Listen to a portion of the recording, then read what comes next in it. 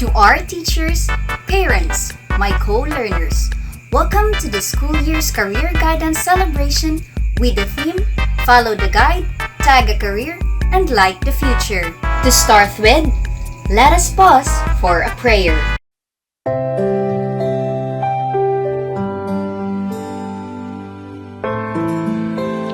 Our loving and generous God, we praise and thank you for the bountiful blessings you have given us. Thank you for giving us a mind that can know and a heart that can love. Thank you for giving us a chance to continue learning amidst the pandemic that had caused a lot of changes in our lives. We are sorry for the times we have failed you. We humbly ask for your forgiveness. Father, help us stay focused on our studies.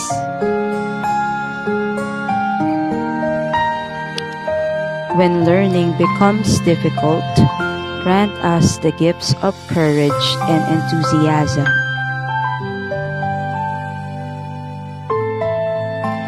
Grant us the grace to use our knowledge in making a difference into the lives of the people around us. All this we pray in your mighty name. Amen.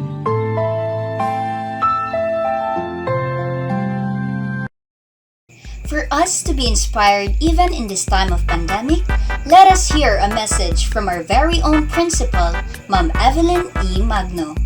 To our guidance counselors, teaching and non-teaching staff, parents, students, ladies and gentlemen, it gives me pleasure to welcome you all to this Career Kick-Off program. This is one of the many steps that get you closer to your possible careers in the future. You will not remain students forever. Eventually, you will become functional citizens of this country. This Career Kick-Off puts you in the right direction. It prepares you for what is ahead. Apply what you have learned in all your years as students. If there are new things along the way, learn from them. The education you obtain from our school makes you ready to enter your chosen career. However, education is not enough. You need real-time experience in the field so that you may be considered competent. Whatever career you choose, be sure that you give it your all. From orientations or kick-off programs like this, down to the moment that you enter the company on the first day, give it your best. Graduates from our school are known to be industrious workers in the field. That is because they have been trained well and properly even before the start of their senior high school years. So once in the field, they shine from other graduates from other schools. You are the next batch in that line. You will soon represent our school to the employers in our city. Make your school proud. In the future, as you practice what you have studied in your chosen career, remember to look back this moment where you started, for it is with a grateful heart that will succeed in the challenges of life ahead. Good day to everyone. Thank you so much, ma'am, for that heartwarming message. And now, let us brace ourselves by taking a glimpse of some throwback scenes of the Career Week-long celebration from 2014 to 2019. You can be a doctor, you can be a governor,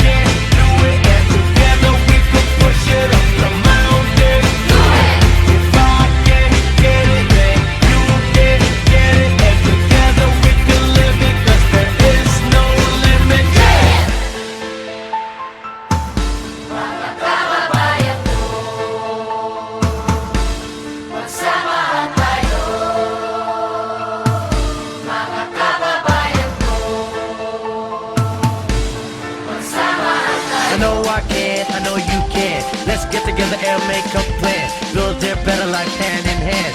Help each other out, understand. All of us together inside this land. Working together, that's the master plan. If you believe, say yes I can. If you believe, say yes I can. You can be a leader. You can be a hero. You can be a leader. You can be a hero. 'Cause if I can't do it, then you can't do it. And together we can push it up the mountain.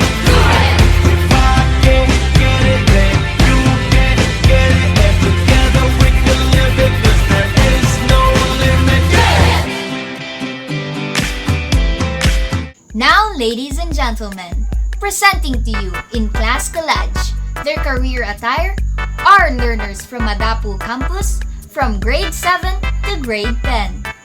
From our Modified Work Study Program, otherwise known as the MWSP learners, and our Late Afternoon Program, or known as the LAP, are grade 11 and 12 students.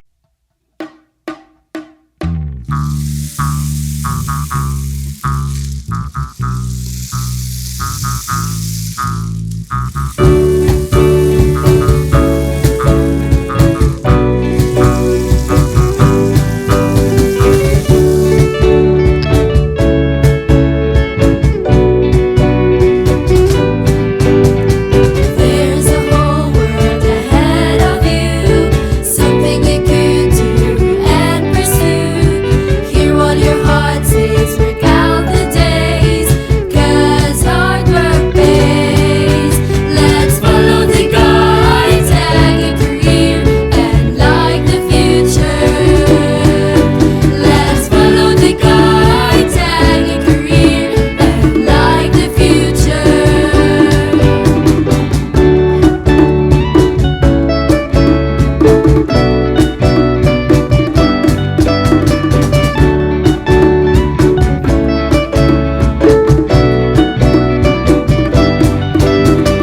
Don't be scared and be prepared. Tag a career. Let's follow the guide. Tag a career and like the future. Let's follow the guide. Tag a career and like the future. Bumangon ka, kabataan, isipin mo ang kinabukasan. Mga pangarap, huwag mong kalimutan. Inspirasyon, itatak sa kalooban. Ang gawin mo'y imulat na mata. Mga bagay-bagay bigyan ng halaga. Mga pangarap mo'y ipinta. Unang hakbang, isimulan mo na.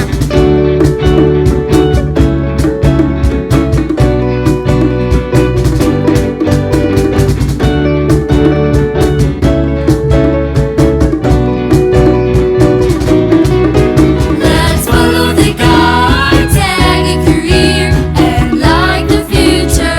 Bumangon ka, kabataan. Let's follow the guide, tag a career and like the future.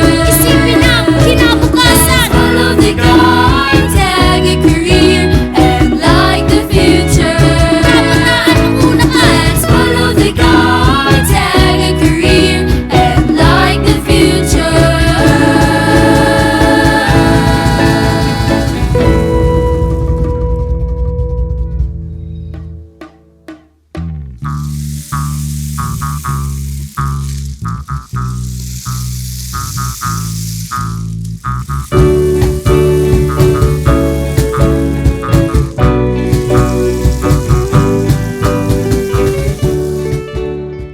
With this year's career activity, let us witness in their career attire of the professions of their choice, starting with grade 7, grade 8, grade 9, grade 10, grade 11, and grade 12. When I grow up, I'm gonna be a teacher. 1, 2, 3, come count with me and sing the ABCs. When I grow up, I'm gonna be a dentist, making your teeth look the best so you can wear a smile. can do now. What should I be? There's so much that I can do now. What should I be? When I grow up, I'm gonna be a pilot, flying high up in the sky in a jumbo jet. When I grow up, I'm gonna be a baker.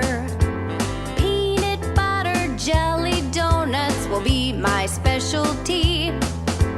There's so much that I can do now. What should I be? There's so much that I can do now. What should I be? When I grow up, I'm gonna be an actor. You'll see me on the TV, a famous movie star. When I grow up, I'm gonna be a doctor. An apple a day is what I'll say to keep you feeling great. There's so much that I can do now. What should I be? There's so much that I can do now. What should I be? When I grow up. Little buddy, I want to sing you a song. It's called the Career Song.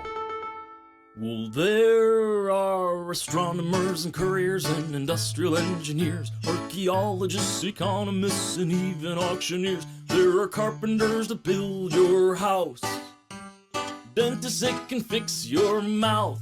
Oh, it all depends on what you want to be. There are veterinarians, librarians, and forensic scientists, social workers, real estate brokers, and sports psychologists. There are plumbers to fix your drain, and surgeons to operate on your brain. It all depends on what you want to be.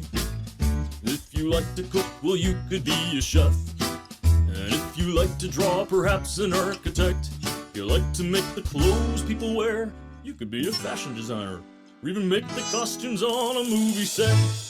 There are policemen and firemen and marine biologists, paramedics, auto mechanics, ortho and optometrists. There are accountants to do your taxes, and chiropractors that can fix your backs.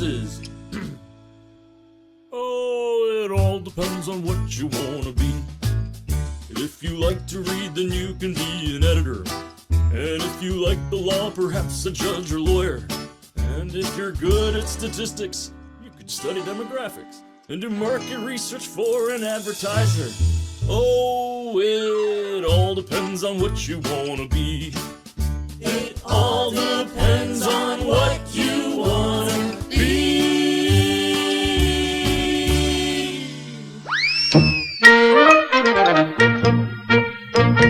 You've got a job and you want to do What? the very best job you can. What's going on here? If I were you, here's what I'd do. I'd sit right down and plan. Wait, there's a misunderstanding. I want to build a bookshelf, and I want it really good. I need it, Fred. I'll just go and get a hammer, some nails, and wood. Wait, what? You've got a You job do not understand. and you want to do No, this is silly. the very best job you can. Well, I just... If I were you, here's what I'd do. I'd sit right down and plan. Wait, where you going? Oh, wait. Want to paint a picture, and I'm in a little rush. We're all agreed that what I need is some paper, some paint, and a brush. I think we have a misunderstanding here. You've got a job You're good, but... and you want to do What's up the there? very best job you can. Wait, I don't think you understand. If I were you, here's what I'd do. I'd sit right down and plan. Listen, lady... I'd like to make a sandwich, and as we already said, don't yell and shout, just go set out. Some bologna and cheese and pickle and coleslaw and mustard and tomatoes and onions and relish and radishes and lettuce and watercress. What? Oh, sorry. Bologna and cheese and bread kid. Oh, Wait! you've got a job. Wait! And you want to do the very You do best not job understand. you See, can. I was just standing here, and then you If came I were over. you, Wait! here's what I do. I think here's I sit everything. right down and plan. What you think? Sit right down and plan.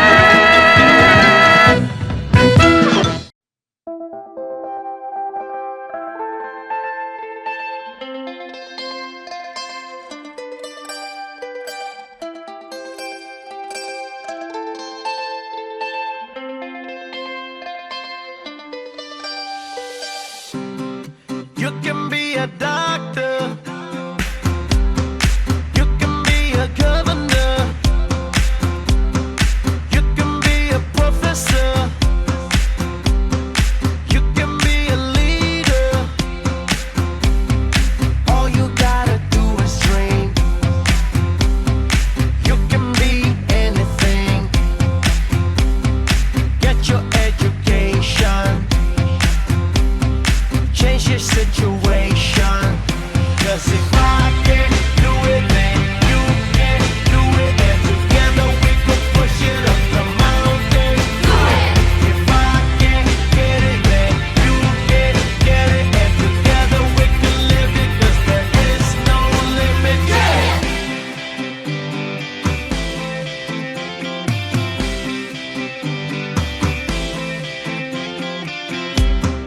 You can be a hero. Don't be a zero. You can live the big things. You can do the big things. Get your graduation. Earn your occupation. 'Cause if I can't do it, then you can't do it. And together we could push it up the mountain. If I can't get it, then you can't get it. And together we can live it. 'Cause there is no limit.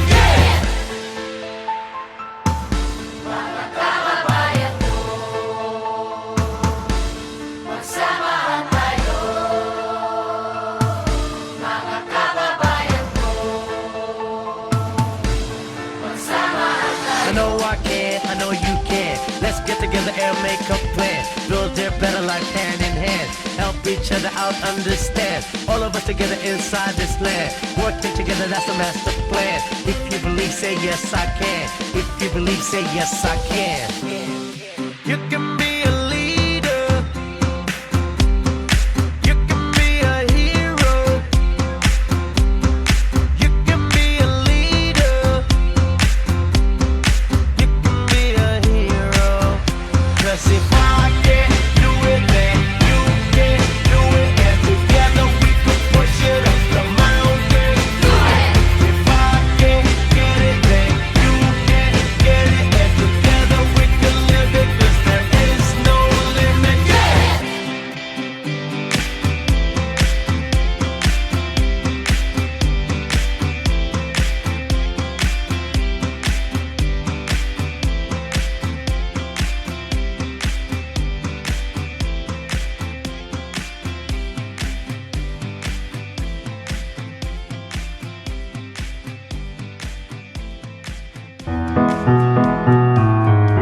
I see a firefighter fighting fires.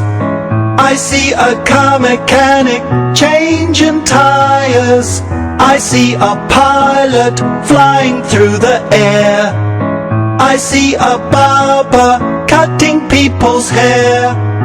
I see the people in my town and I say, hey brother, what's going down?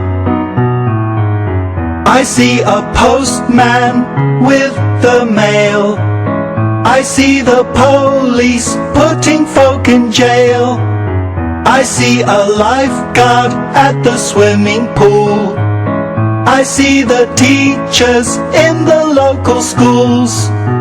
I see the people in my town and I say, hey brother, what's going down? Doctors, nurses, astronauts, judges, lawyers in the chords. I see an actor acting on the stage. I see a writer writing on a page. I see a chef working in a restaurant, and a waiter asking what you want. I see the people in my town, and I say, hey brother, what's going down? Doctors, nurses, astronauts, judges, lawyers in the courts. I see the people in my town, and I say, hey brother, what's going down? I say, hey brother, what's going down?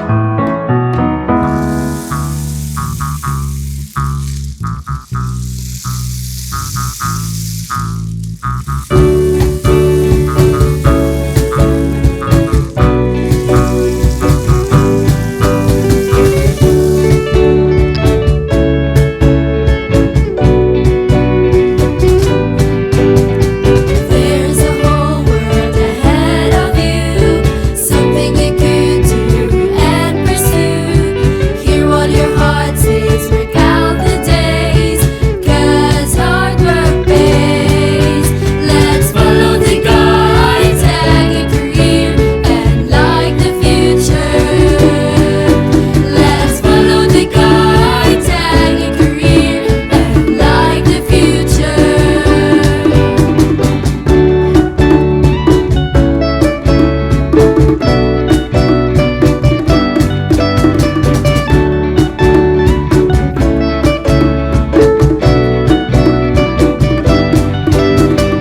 Don't be scared and be prepared. Tag a career. Let's follow the guide. Tag a career and like the future. Let's follow the guide. Tag a career and like the future. Bumangon ka, kabataan, isipin mo ang kinabukasan. Mga pangarap, huwag mong kalimutan. Inspirasyon, itatak sa kalooban. Ang gawin mo, imulat na mata. Mga bagay-bagay, bigyan ng halaga. Mga pangarap mo, ipinta. Ang unang hakbang, isimulan mo na.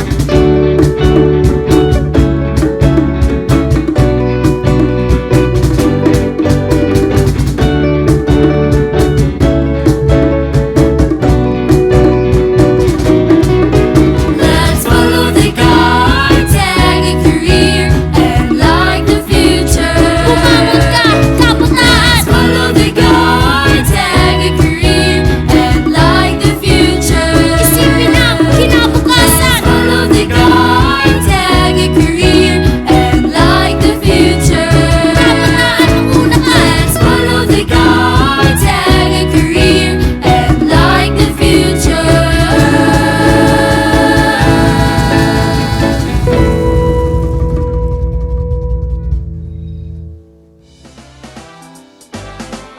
When I grow up, I'm gonna be a teacher. 1, 2, 3, come count with me and sing the ABCs. When I grow up, I'm gonna be a dentist, making your teeth look the best so you can wear a smile. There's so much that I can do now. What should I be? There's so much that I can do now. What should I be? When I grow up, I'm gonna be a pilot, flying high up in the sky in a jumbo jet. When I grow up, I'm gonna be a baker.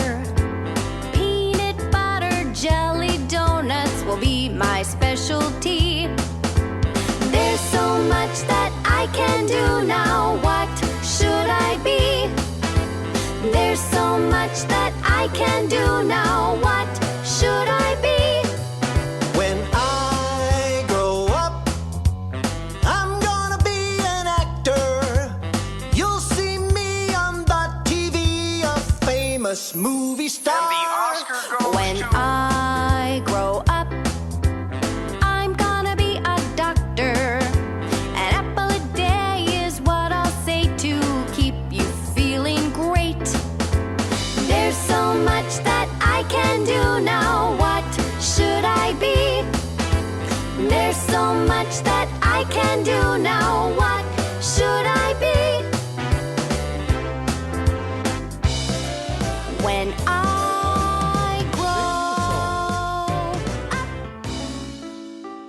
It's called the Career Song.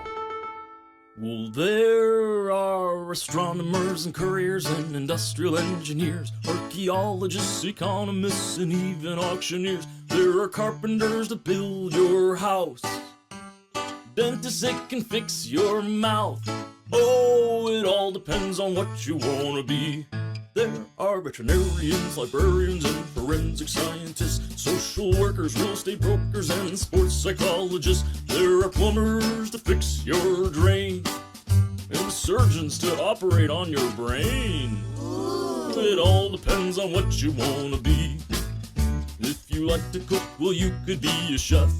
And if you like to draw, perhaps an architect. If you like to make the clothes people wear, you could be a fashion designer, or even make the costumes on a movie set. There are policemen and firemen and marine biologists, paramedics, auto mechanics, ortho and optometrists. There are accountants to do your taxes, and chiropractors that can fix your backs. Oh, it all depends on what you want to be. If you like to read, then you can be an editor. And if you like the law, perhaps a judge or lawyer. And if you're good at statistics, you could study demographics and do market research for an advertiser. Oh, it all depends on what you want to be. It all depends on what you want to be.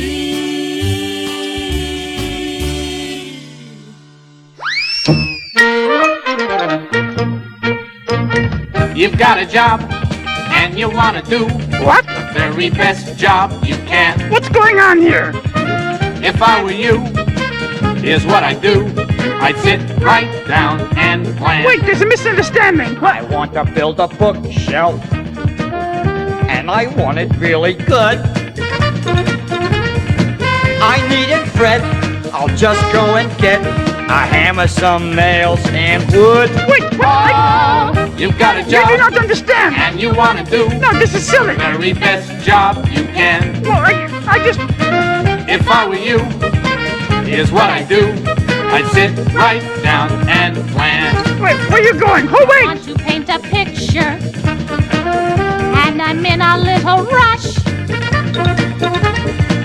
We're all agreed that what I need is some paper, some paint, and a brush. I think we have a misunderstanding here. You've got a job, You're good, but... and you want to do What's up the there? very best job you can. Wait, I don't think you understand. If I were you, here's what I'd do. I'd sit right down and plan. Listen, lady... I'd like to make a sandwich, and as we already said, don't yell and shout, just go set out some bologna and cheese and pickle and coleslaw and mustard and tomatoes and onions and relish and radishes and lettuce and watercress. What? Oh, sorry. Bologna and cheese and bread. Oh, Wait! You've got a job, Wait! and you want to do the very You do best not job understand. you Listen, can. I was just standing here, and then you If came I over. were you, Wait, here's what I do. I think here's I sit understand. right down and plan. What you think? Sit right down and plan.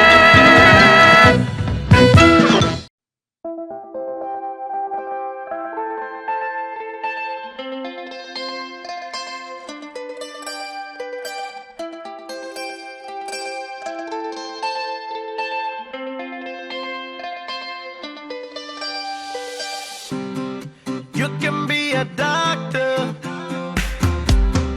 You can be a governor.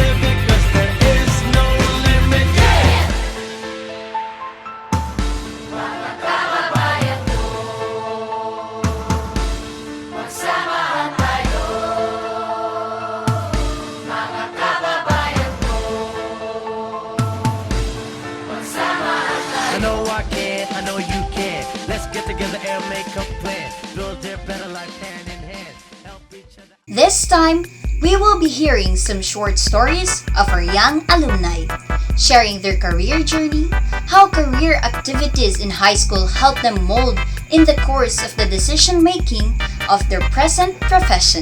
Let us start with Miss Hannah Faye Canizal, a new member of the DepEd. Hi, good day. My name is Hannah Faye Canyazal. I am an alumni of Davao City National High School, and I am now working as a public school secondary teacher at Davao City National High School. So before I became a teacher, it took me quite some time to decide on the profession that I am going to pursue.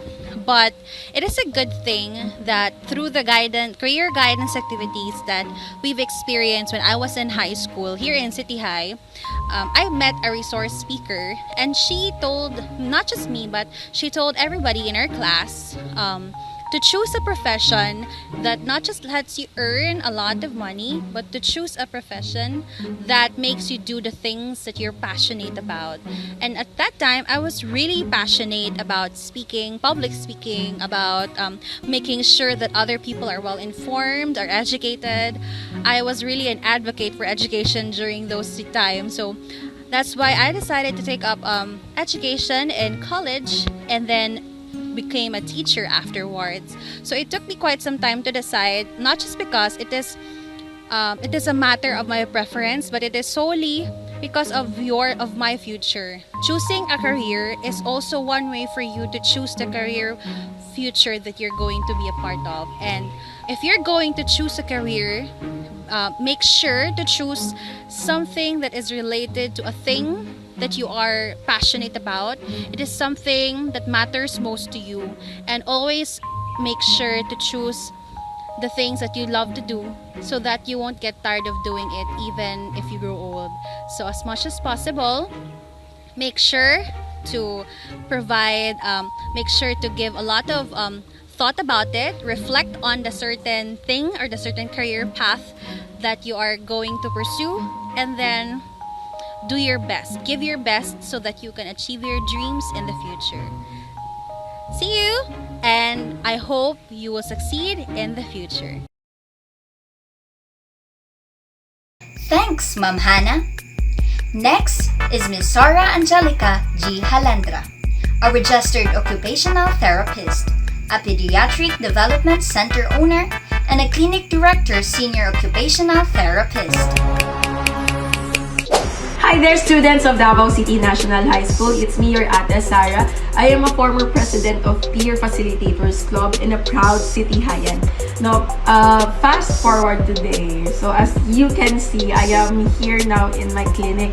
Yes, you heard it right. I have a clinic now. It's called Skill Up, a pediatric occupational therapy center where I help kids with special needs. So, nga nag-iingon ako sa inyo. Let me share with you my own experience. I was once a high school student, a graduating student who is confused kung sa may career path ang ako ang kahapon. Yes, that's normal. So, I have a lot of friends who are asking me, Ate Sara, sa may nindot nga course nga ako ang kuhaon? Well, I believe that picking up the right career for you is one of the most important things you will ever decide all throughout your life. Why? Kung maka-pick up ka wrong career, you're just wasting your time. Sige lang kag-shift or of course, mo try na pod ka ani, mo shift na pod ka, mo try na pod ka. So, when it comes to picking up a career, let me share with you my own experience. How I wish I could say na ako diri, because this is what I envisioned myself way back 2012. But it's not like that at all. Because in the very beginning, all I wanted was to give or to provide for my mom and dad. To bring food so that we can eat, to bring food on our table, and that was it. Forget about the career, the path, kung sa man akong passion, bahala na, basta kayo maka-work ko. So, I just wanted to make some money. Kanara akong gusto jud. So, fast forward today, I have to say that I have the greatest job in the world. Yes.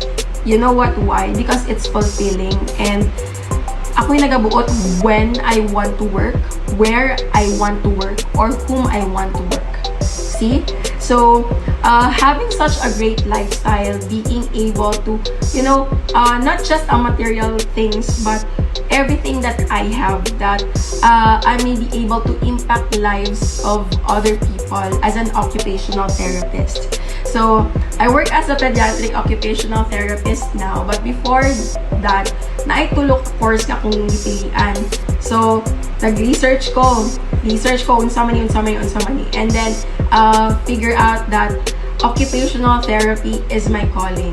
No, dira ako naka-feel of purpose, helping other people, talking about my personal experience and inspiring them.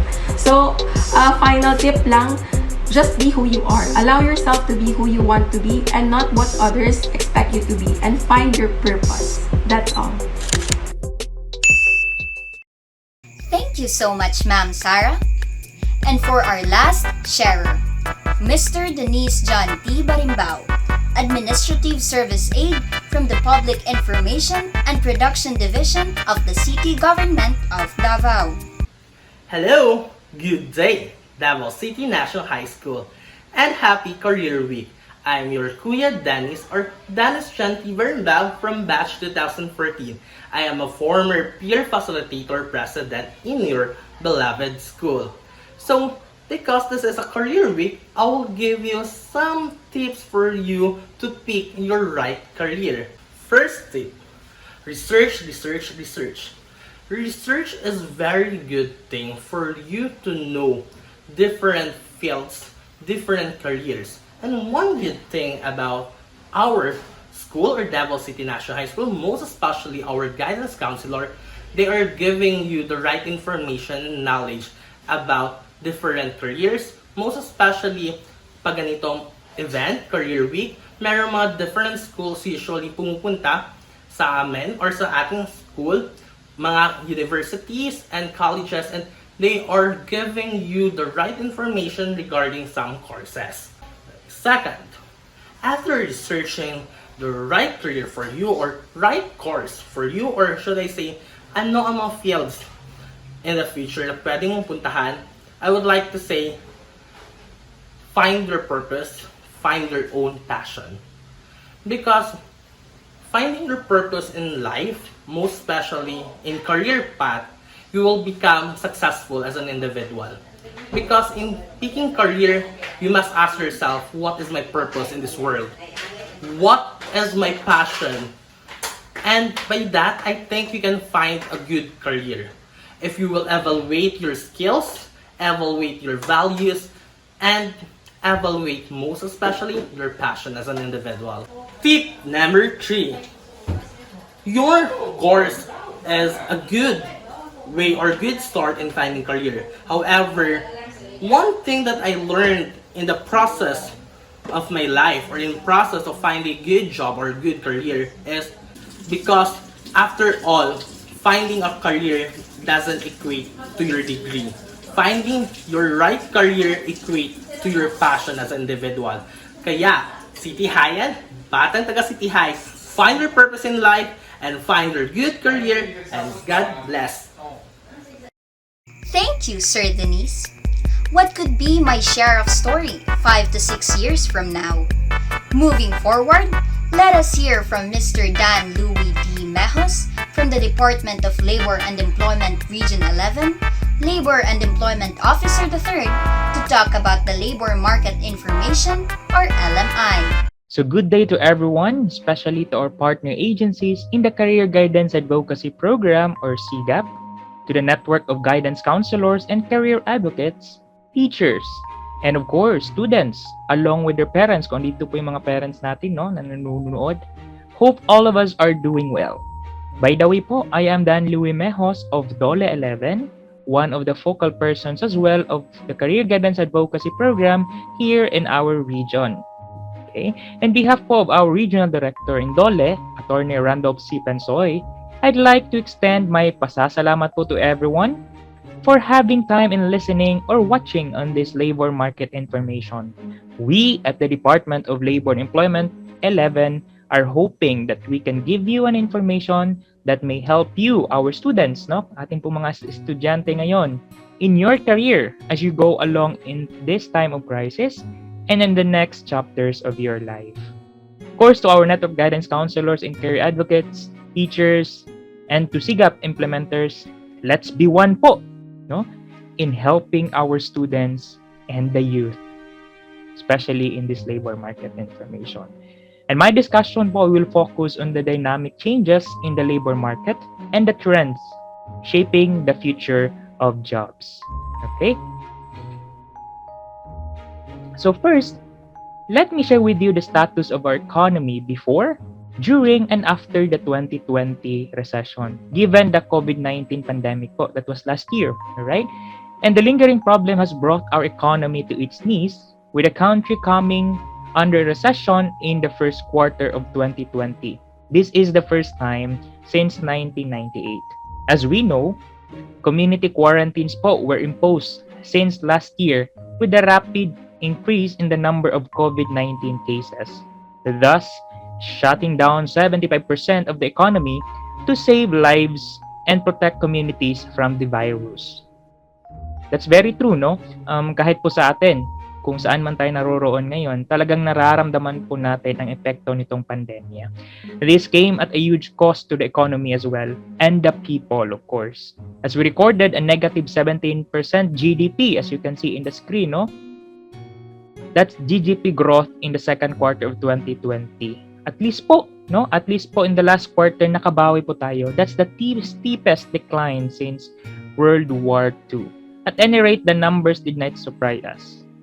Given, of course, that what happened in 2020, while there are reduction in the number, it also shows that even before the end of 2020, it appears that the numbers is already inching closer to the pre-pandemic years. Besides, as the government safely and gradually opened up the economy, GDP growth steadily improved, with the country finally exiting the recession in the last quarter, growing by 11.8%. The fastest in over 3 decades. While this is a significant improvement, our economy is still far from its pre-pandemic potentials. Alright? So at least po, sabi kong kanina, at least nakakabawi po tayo ngayon. But let's go on, especially in going through na para po ma-overcome natin itong pandemic. Okay? Similarly po, employment was negatively affected by interruptions in economic activities. Last year po, as you can see on screen, we registered record highs and lows in our key employment indicators, with employment rate at 89.7% and unemployment at 10.3% based on the average of the 4 labor force surveys or LFS conducted. And this is the lowest and highest respectively since 2005 po yan. And that is true po, dahil sa mga community quarantines na ginagawa ng ating gobyerno, talaga namang resulta sa pagtaas o baba ng mga employment statistics na ito. So in summary, kasi I know iba sa inyo naboboard na, or mahirap intindihin, but we believe, and believe me po, this is very important para alam po natin kung anong nangyayari sa ating bansa sa ngayon. Sige, in summary po, okay, ayan. Ito po yung mga impact ng COVID-19 in the Philippines, especially noong 2020, last year po yan. First is a spike in the unemployment rate. Talaga pong maraming nawalan ng trabaho. Who could have thought that here in Davao City, for instance, nawalan po ng trabaho yung mga nagtatrabaho doon po sa Marco Polo. Diba?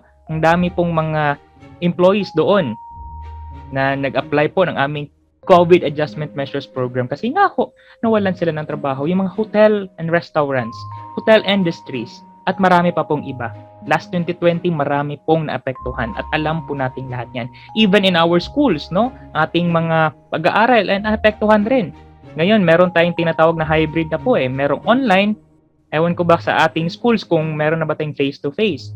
But most likely, tayong lahat po ay naapektuhan. Second is, there's a fall in the labor force participation rate.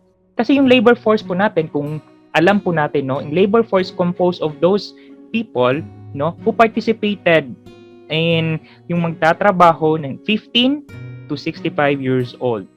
But because of COVID-19, marami pong hindi sumali sa survey according to PSA. Kasi nga po, nahihirapan po sila. It's because of COVID-19. Iba, gustong mag-aral ulit, imbis lang gustong magtambay na lang po. So, hindi po sila nakasali doon sa labor force. And the third, there's a significant reduction in working hours. That's very true. Alam po ng ating mga guru yan, ng mga employees, ng mga magulang natin. No? There is a reduction in working hours. There's a working arrangement po, no? From 8 hours a day, minsan po 4 hours na lang, no? At ang napakalaking epekto rin po ito is yung pang-apat. There's a large well in the fraction of workers who are currently employed but are absent from work. That's true, no? Especially yung mga naga-massage po dito sa Davao o kung saan man. Even the call centers, no? They are employed, or even in the government, they are employed but absent from work. It's because of COVID-19. Those are the impacts, no? Especially dito sa ating bansa. At because of that po, no, ito po yung mga sectors facing risk of job disruption. The high risk po dyan is of course yung manufacturing industries natin. Very risky po yan during the pandemic. Transportation and storage, for instance, no, yung transportation, especially yung sa airport, no, nagko-close po yan during the pandemic. Accommodation and food industry, ang sinabi ko kanina, there's an art, entertainment, and recreation, kahit yung mga sine, no, cinema sa mga malls, nag-close rin. Tourism industries are also affected. Kaya nga po during the camp, we observed that a lot of our tourism sectors are applying for the COVID Adjustment Measures Program. No, yung pagbibigay namin ng ayuda, yung 5,000 pesos per employee, kasi nga po, naapektuhan po sila. Ang medium risk naman dito is yung nasa utility, water supply, waste management, construction, wholesale, and the like. No?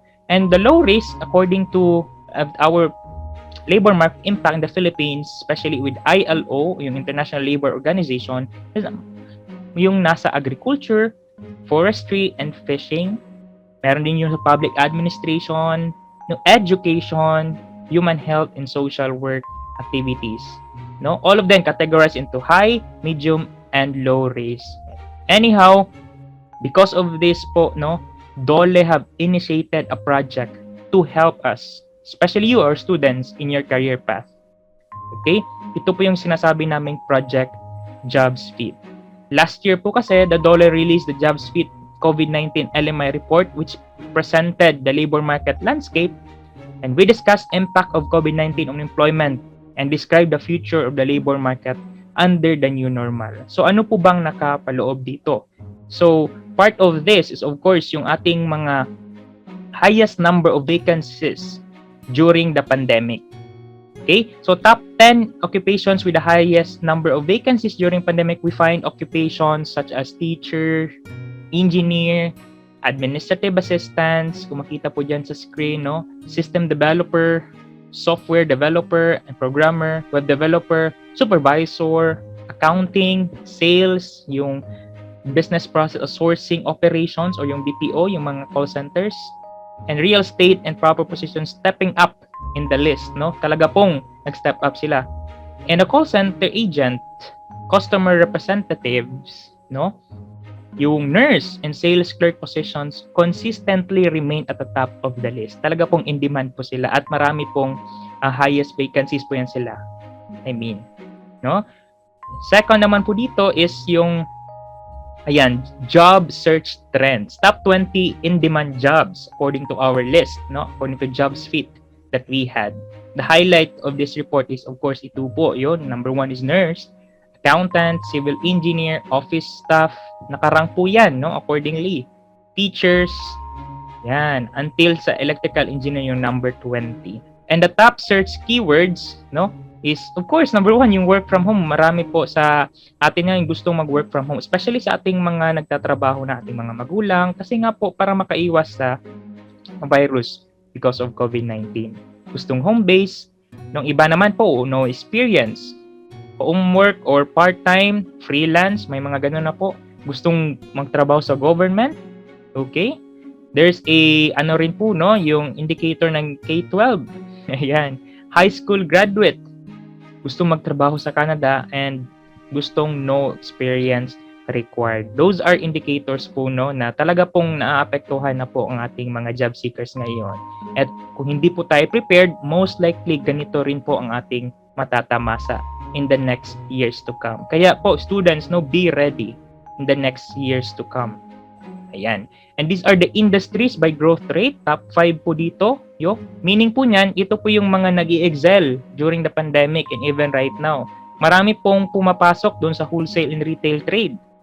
Even yung repair of motor vehicles or motorcycles, kahit yung mga bikes, di ba? Uso na ngayon yan. Kaya marami pong nagnenegosyo and self-employed at even nagtatrabaho with that certain company or certain store. Agriculture and hunting, forestry, construction, education, other service activities. There is an improvement in the employment status. And anyhow, no, on the other hand, meron naman po yung talaga pong hindi naman sa nawala pero medyo bumaba yung employment rate.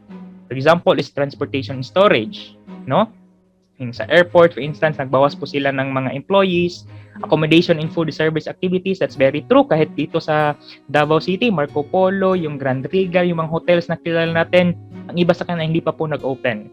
Right? Fishing, aquaculture, administrative support services, yung professional, scientific, and technical activities, medyo bumaba po yan sila. No? In summary, yung key employment generators natin na tinatawag, no? Yan po sila. Alright? Sa IT BPM, tumaas po.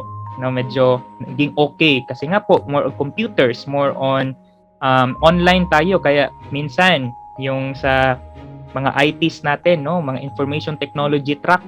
Baka meron po kayo niyan, baka sinong may gusto diyan, medyo in demand po yan ngayon. Okay? Ang wholesale and retail, medyo tumaas, meron naman pong bumaba kasi yung iba, yung meaning itong down, itong red, no? Wholesale and retail is bumaba po kasi yung iba nga nag-close. Yung mga convenience stores, may iba dito sa Davao nag-close. 7-Eleven, may iba dito nag-close. Meron naman yung sa iba is medyo tumaas din. It's because of demand din po sa work. Transport and logistics, medyo bumaba po. No? Kaya kung gustong nyong magtrabaho in the airport industry or yung ating transportation industry, mag-isip-isip na po tayo. No? Kasi ngayon po, medyo bumaba po yung trend na yan. Manufacturing, medyo tumaas, medyo bumaba. Construction, talagang tumaas po kasi mga po, meron na po tayong build, no? Hindi Duterte administration. Though magbabago na po siguro yung administration, pero andyan pa rin po, hindi man pa rin yung sa construction industry. Agribusiness, yes, tumaas. Banking and finance, medyo bumaba po. Again, hotel and restaurants, medyo bumaba din po. Education, medyo bumaba, no? But hopefully though, this education industry, itataas rin po yan in the next years to come. Nag-a-adjust po kasi ngayon. Of course, health and wellness talagang tumaas because of this pandemic. Alright? And because of that, no, meron po tayong tinatawag na ganito. Ito po yung challenge for us in this generation sa atin pong mga kabataan. Right? Alam po ba ninyo na may dual impact na nangyayari ngayon? There exists a pandemic and we are now experiencing yung tinatawag natin na FIRE. F-I-R-E o yung Fourth Industrial Revolution. Right? Sabi nga, there is a significant overlap, estimated at 7.2 million workers between sectors and occupants that face a double-tiered risk of the job disruptive impacts of the pandemic, merong pandemic, and the disruptive impacts of digitalization. Okay? Diba dati, last year, 2019-2020, dinidiscuss na natin ang Fourth Industrial Revolution, the existence of online, mga webinars, mga ganun ho, diba? Pero ngayon, kahit ngayon, nakikinig kayo through online na, through Zoom, through Google Meet, ano pa bang mga platforms na ginagawa natin. And we are doing them gradually closer to the highly technological platform. And that is true today. Why? Because today, di na po gasolina. Di na gasolina, no, ang pinaka-problema ng karamihan. Because today, as we all know, data is the new oil. Tama po ba? Naniniwala po ba kayong data is the new oil? Yes, this is true. And I'll give you an example or a data from We Are Social. No, you can research this online. Especially yung mga those people that are using social media nowadays. No, ito po yung digital platform in 2020 because in July Global StatShot report of the We Are Social. You can research on this, no? Makikita po natin yan siya online. Alright? So sige, next slide po tayo. Ayan. So makita po natin dito, again, this is a data in July 2020. Ito yung pinaka-recent nila. Social media used around the world. There are a number of people who actively use social networks and messenger services. As you can see in the first, total number of active social media users, nasa 3.96 billion. Imagine that one. Accordingly, social media penetration users versus the total population, out of the total population, 51% po, nasa kalahati po ang gumagamit ng social media. Kaya no doubt, talagang data is the new oil, di ba? Annual growth in the total number of social media users, nasa 10.5% po every year, tumataas po ang mga gumagamit ng mga cellphones, for instance, mobile phones. Same is true is the total number of social media users accessing through mobile phones. Sabi ko kanina, yung mobile phones, marami po ang gumagamit niyan. 99% po of those na gumagamit ng social medias is through their phone. Diba? Sa atin dito sa Pilipinas, magkaramihan naman po, walang wifi, kaya ang ginagamit talaga is data. Alright. Yung tinatawag natin na sa mga loads, data ang ginagamit natin.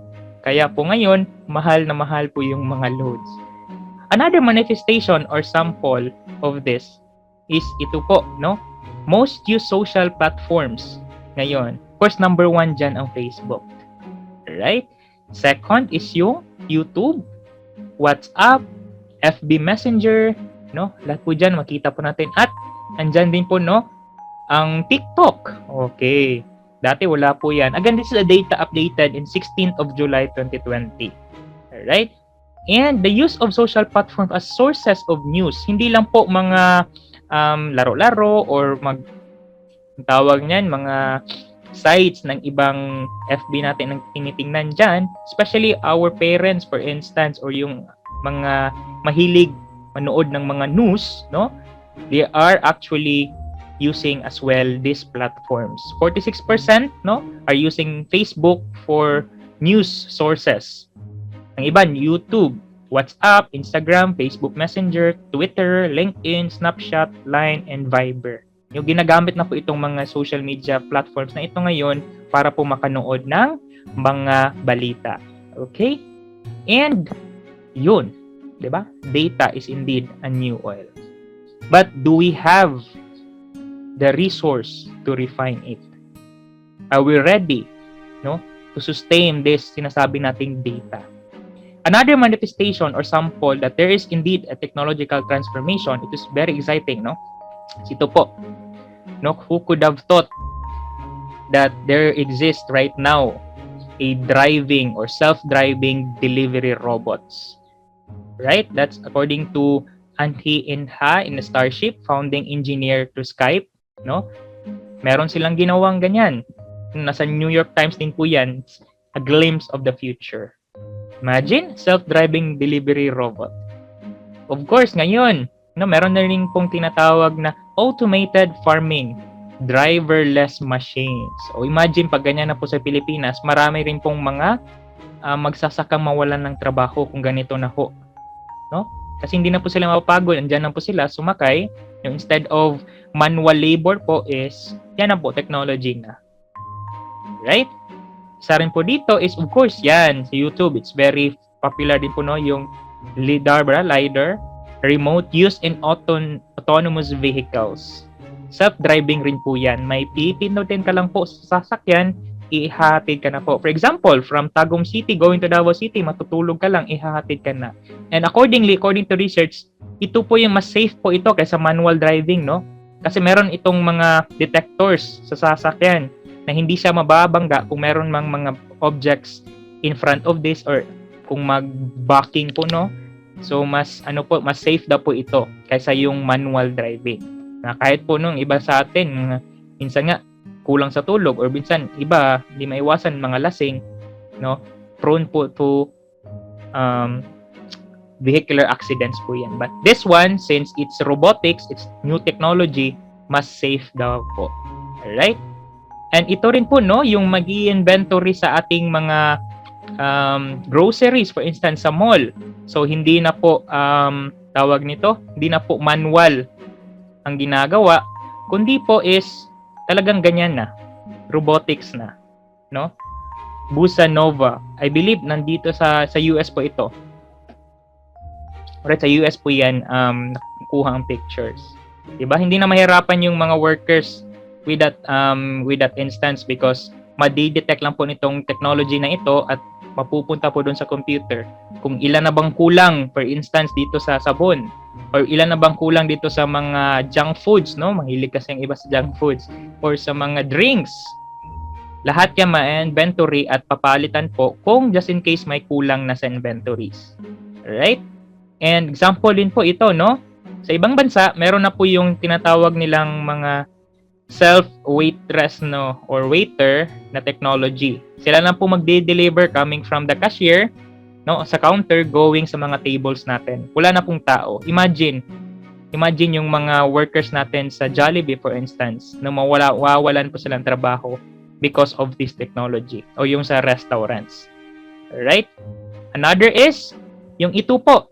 Sino na bang nakaka-experience dyan? No? Yung sa McDo, for instance.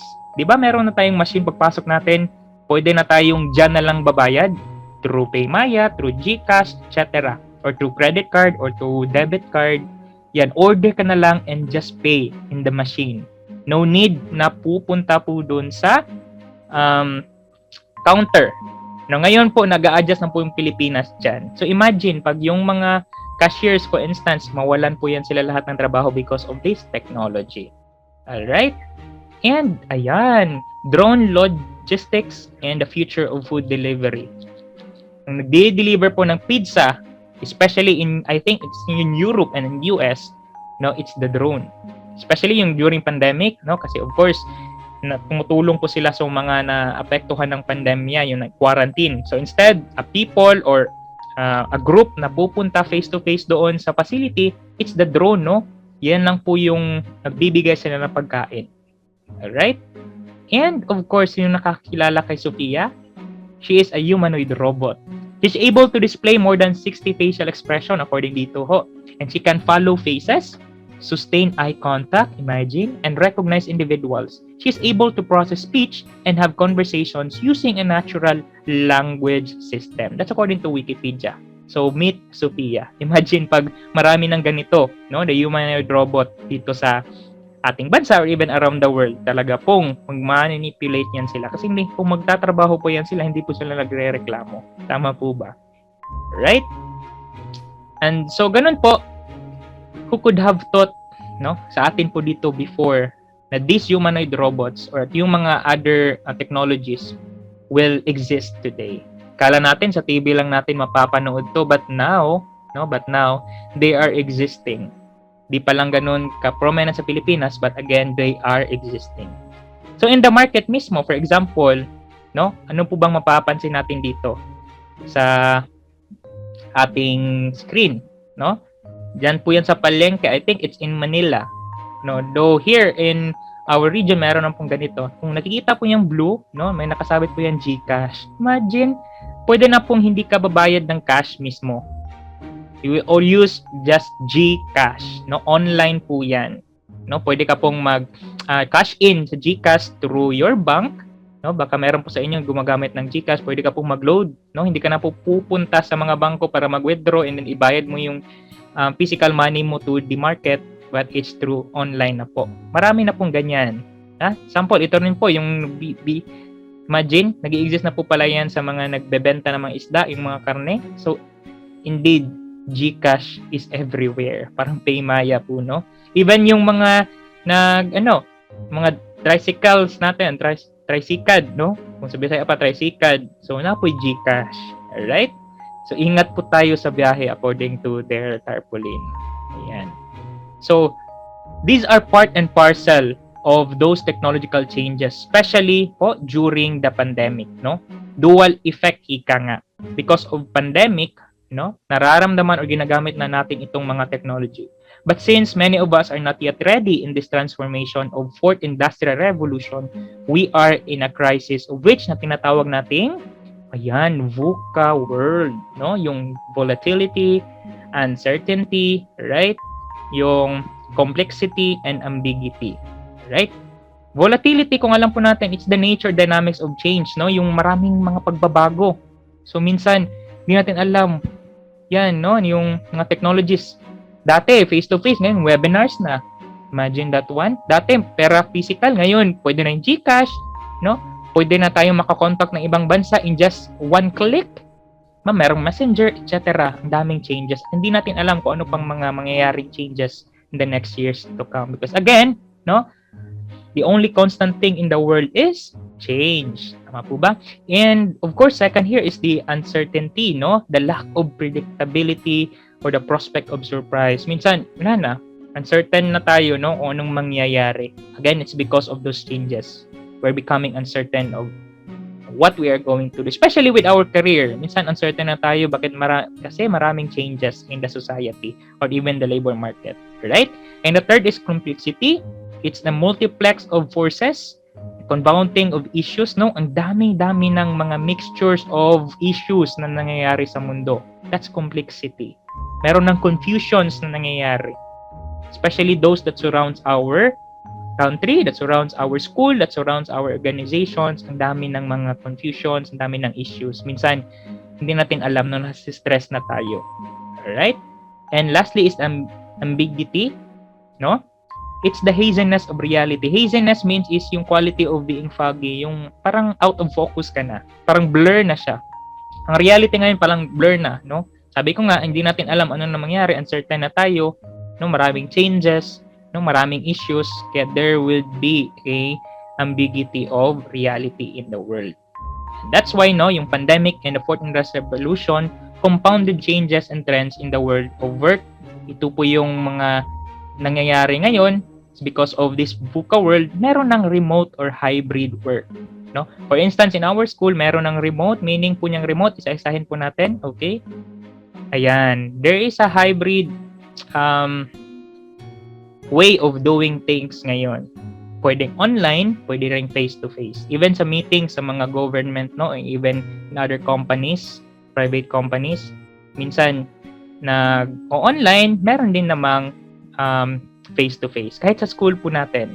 Especially yung for the courses of nursing, no, in criminology, yung mga forensic, alangan naman online lang lahat. Or even sa inyo, di ba? Pag kayo ay nasa track ng TVL, alangan ng pag-welding kayo online din. So, nako, baka ibang skills ang makuha natin. Puro lang panonood, walang actual exercise. So, that's very challenging, especially for you students and even your teachers. Kala nyo yung teachers nyo hindi nahihirapan din po yan. Kung paano mag-adjust para po kayo ay matuto. Alright? Ganyan din po yung sakit na nararamdaman ng ating mga guro and even our guidance counselors. And the second here is yung gig economy and digital careers. So yung gig economy, that is, ito na nga, digital careers, no? Gig economy po kasi is a labor market characterized by prevalence of short-term contracts or freelance work as opposed to the permanent jobs. A lot of people right now are engaging in online platforms, yung online jobs, part-time ba dyan, or freelancing, etc. Why?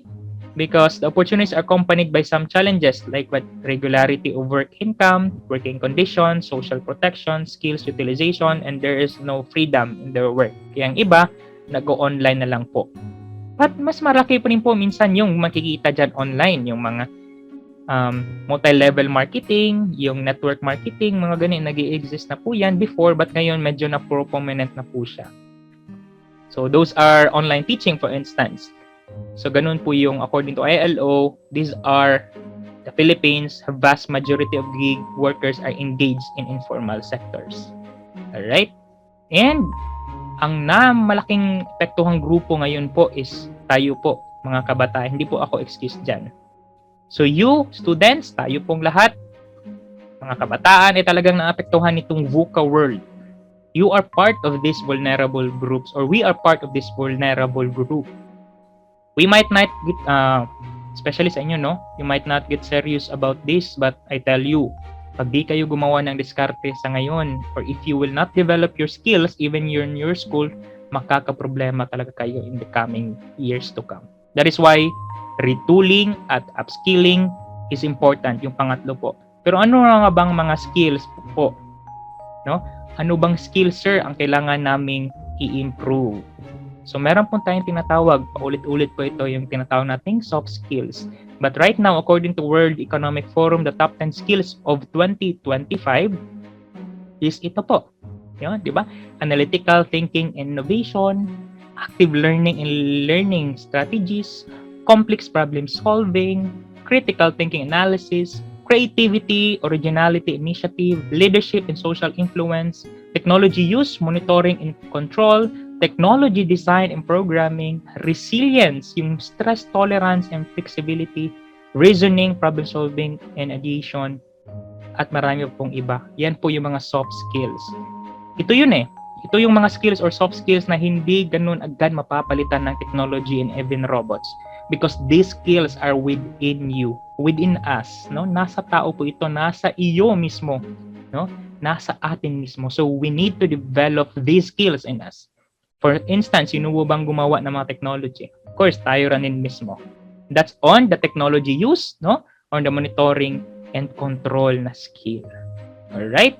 Kaya nga po sinasabi ko po sa ating mga guidance counselor sa iba, kung gusto nyo pong meron pong gustong skills ang isang bata na gusto man-develop is mag-i-invite po tayo ng mga partner agencies or partner employers. Kung gusto nyong matutong magluto, no? Invite po tayo ng mga tao coming from the hotel and restaurant industry. Though, sabi ko kanina is medyo nagde-decline po yung vacancies nila because of pandemic. But malay natin sa susunod after the pandemic, no? Mag-i-improve na po sila. Kung gusto nyong mag-apply o gusto nyong matutong tawag nito, yung pagtuturo, of course, teachers are andyan naman din po, no? Gusto nyong mag-apply sa manufacturing industry, you can always invite the Coca-Cola Company, San Miguel, no? Ano pa bang mga industries present dito sa Davao region. So you can always invite our employers.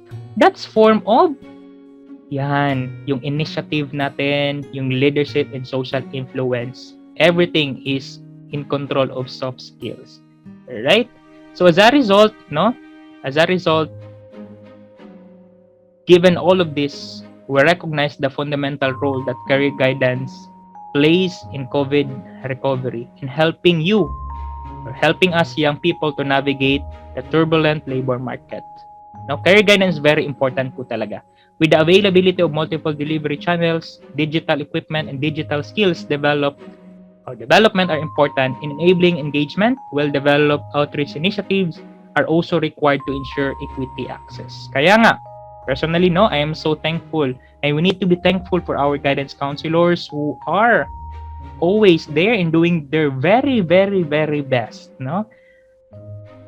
Just to provide you an activity for your career. Remember, career is in you. Career is life, guys, no? You need to be open to it para makamit niyo po ang mga pangarap ninyo. At para hindi kayo magsisisi sa darating na panahon at sabihin, sana all my career. Instead, you will confidently say, no, na yes, I made it. Thanks be to myself and thanks be to God. Okay, kaya po natin ito. So, ayun, no? And in the latest Waves webinar, Effective and Responsive Career Guidance was given premium. Now, restoring hope. Career guidance, again, is very important. Reminder, no? Only 35% of young people say that they are optimistic about their future. So, helping all of us, no, to bounce back by identifying which job and training is most suitable for them is very important. Offering psychological and social support as well as personalized solutions are very important. Okay?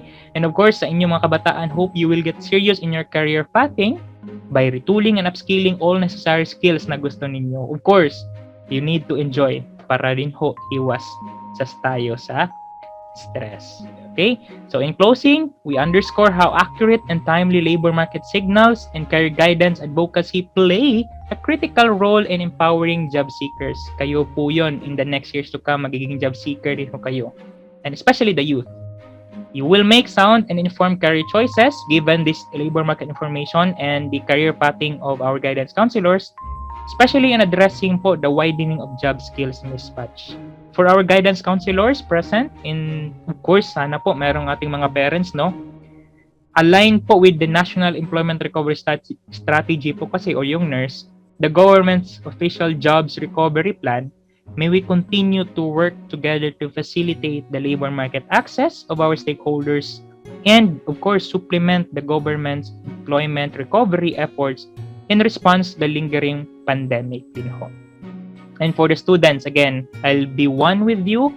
All of us, no, your network guidance counselors and career advocates will be one with you in prayer. So to all of us, let's go and let's make a positive difference despite these challenging times. Ayan po, maraming salamat at mabuhay po tayong lahat. Wow! Hope everyone listened well. Can 1 plus 1 equals 2 this time or still blurry? Well, at least, with the information stated, this could be of great help to us students and to our parents too. To give the orientation on the Career Guidance Program for the junior high, please help me welcome Mrs. Virginia P. Efondo, Guidance Counselor of Grade 10. Mrs. Orga C. Te, the Guidance Counselor for Senior High, and will present the Career Guidance Program for Senior High. What is this Career Guidance Program all about? This program is designed to help learners explore their choices and make responsible decisions relevant to career pathing. These include planning for the track and strand for senior high school of the grade 10 students, and choosing curriculum exits and planning for the future of the senior high school students. The different programs or activities in relation to the Career Guidance Program. First is the Homeroom Guidance.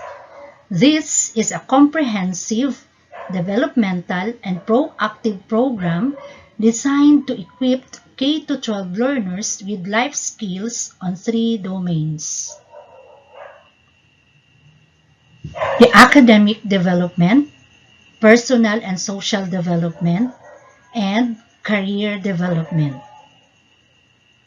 Homeroom guidance coexists with career guidance program because the activities of the homeroom guidance are geared towards achieving the goals of the career guidance program, particularly the career development domain. For this pertains to all occupational and world of work related concerns and issues of learners.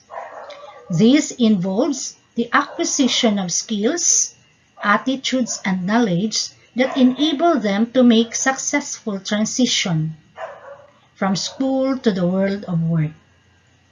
This includes but not limited to learners' discovery of their interests, talents, and skills, decision-making, problem-solving, planning, and in exploring their career options and opportunities.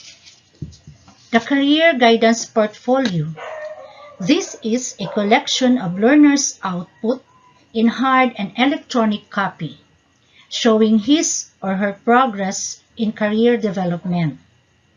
This may include a summary of assessment taken, journal entries, copy of academic grades, activity sheets, and other output, especially from the homeroom guidance activity modules relevant to career guidance. This portfolio will be utilized until senior high school. Career counseling and consultation. This is one of the guidance and counseling services. Career counseling is the process of assisting learners with their career development by helping them plan, organize, and decide on their life and career goals. Through career consultation, the learners assisted by providing relevant information about different curriculum exits, courses, specializations, opportunities, and other information that can guide them in selecting their career path. All of these programs are offered and facilitated in the guidance office of Davao City National High School. In line with the DepEd Career Guidance Program, the Davao City National High School have prepared series of activities for junior and senior high school. First, we have the Career Guidance Kickoff. This is what we are having now. This consists of video presentation on Career Week activities, throwback from year 2014 to 2019. Career journey story of our own alumni whom have guided by this program, labor market information from DOLE, and the last but not the least, students' career attire virtual presentation of the current school year. We are also implementing the different programs from DepEd. The Multiple Career Development Pathways or the MCDP Toolkit for grade 10 students. This is a module with series of activities created specifically for grade 10 students in preparation for their senior high school.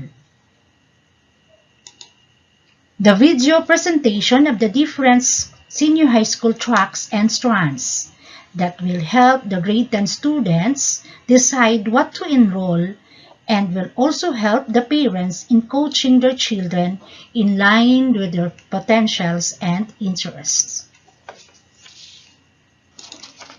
Career guidance informations from the different SUCs. Annually, representatives from the different schools, universities, and colleges visit and meet our grade 10 students to assist in their decision making and explaining about their school's tracks and strands offering. But during this pandemic time, SUCs are sending their link about their career program or career coaching program through virtual presentation. And for all our junior high school students, they will go through with the different career guidance activities through the homeroom guidance modules. For now, I am encouraging you, dear learners, especially for grade 10, to participate and go through the modules for your career guidance. That's all, and thank you. In line with the full implementation of K-12 basic education program designed to produce graduates who are ready for higher education, middle skills development, employment, and entrepreneurship, and implementation of DepEd Order Number 029 Series of 2021 DM-OUIC-2021-347 Career Guidance Program for school year 2021 to 2022. The Davao City National High School Senior High School Department through DCNHS Guidance Center will be conducting virtual career guidance activities for our senior high school learners. One of the highlights of this school year's virtual career activities is Career Guidance Orientation, or otherwise known as Curriculum Exit Orientation for grade 12 learners. This activity helps our learners gain information about their chosen career and guide them in planning career path that they want to pursue for their future life. In this activity, we invite different colleges and universities and other stakeholders such as Commission on Higher Education, Department of Science and Technology, Department of Labor and Employment, Public Employment Service Office, and Department of Trade and Industry.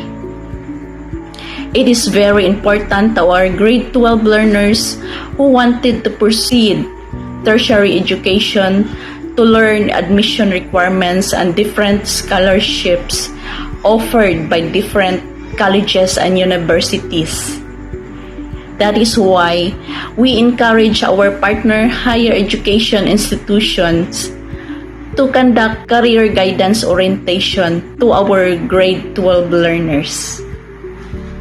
Commission on Higher Education and Department of Science and Technology offer scholarships and financial assistance programs to less fortunate and deserving graduating senior high school students to sustain their tertiary education.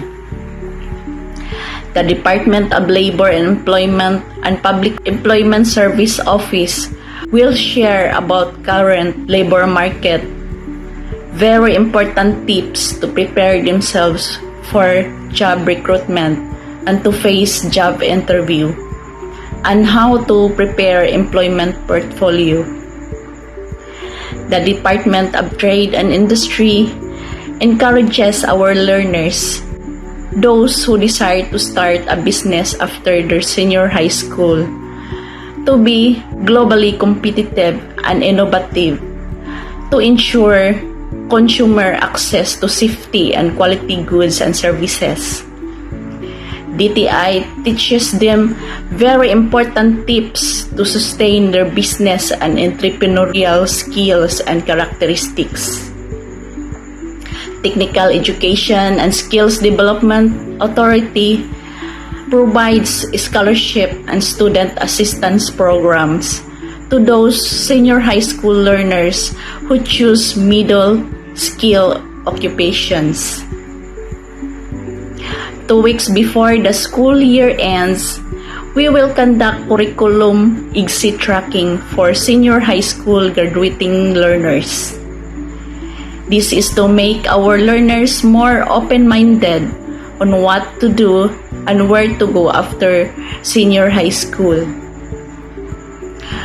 We offer tele and web career counseling to our senior high school learners who are still confusing what career they would like to pursue.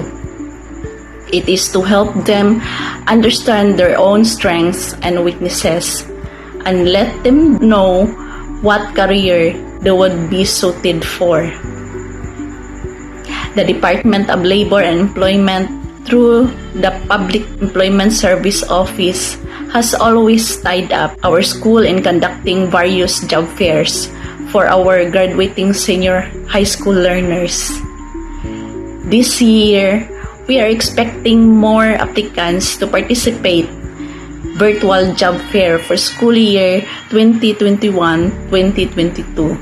Virtual job fair helps our graduating senior high school learners acquire knowledge about potential employers, explore career opportunities, and enhance their skills and competencies through experiencing real interviews to different employers. Those are our senior high school career guidance program for this school year 2021-2022.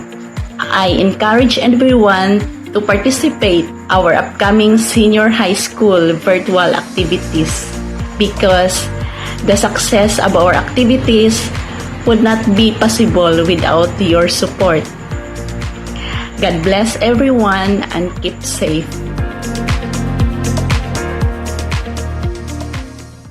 The guidance counselors and advocate of Davao City National High School would like to give their acknowledgement to the following. Mrs. Evelyn E. Magno, Principal 4 of Davao City National High School, for her always go support in all our guidance activities. Mrs. Bienhil A. Lesias, the Assistant Principal for Operations and Learner Support, for shedding light and additional inputs on official matters. Mr. Dan Louis D. Mejos, Dole Regional Office 11, for sharing the latest labor market information. Our sharers, the young alumni professionals on their career journey. Miss Hannah Faye Canazal from Batch 2015 and now a DCNHS faculty.